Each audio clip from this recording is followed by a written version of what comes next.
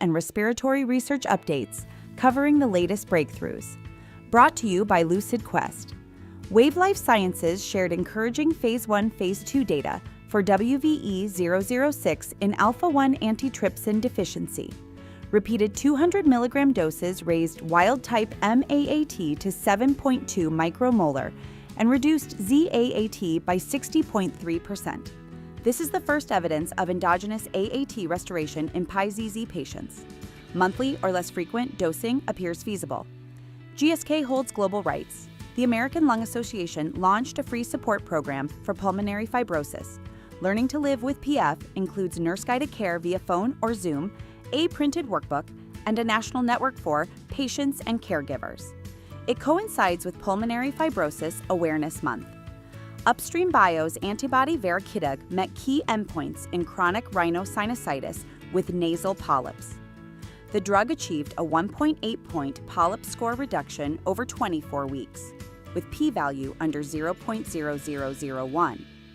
It also improved nasal congestion and reduced need for steroids or surgery. No serious adverse events were seen. Quarterly dosing may be adequate. United Therapeutics reported positive Phase 3 results for Tyvaso in idiopathic pulmonary fibrosis. In the TETON-2 trial, Tyvaso improved forced vital capacity by 95.6 milliliters versus placebo, with p-value under 0.0001. Benefits spanned all subgroups, with gains in quality of life and diffusing capacity.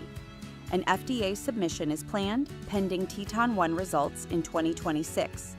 SpliSense announced interim Phase 1, Phase 2 findings for SPL84 in cystic fibrosis. The inhaled antisense therapy improved percent predicted FEV1 in up to 70% of patients. No safety concerns or serious adverse events were observed in cohorts 1 and 2. The platform is also being explored for idiopathic pulmonary fibrosis and other muco-obstructive lung diseases. Shionogi's oral antiviral ensitrelvir is under FDA review for COVID-19 post-exposure prevention. The application is supported by positive Phase 3 Scorpio PEP data.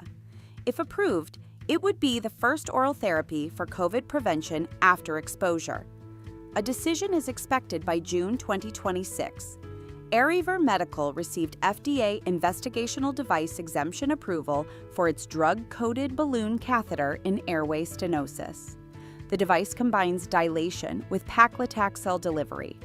Up to 200 patients will be enrolled in a U.S. trial evaluating safety and recurrence reduction. 4D Medical received FDA clearance for CT:VQ, the first CT-based ventilation perfusion imaging platform.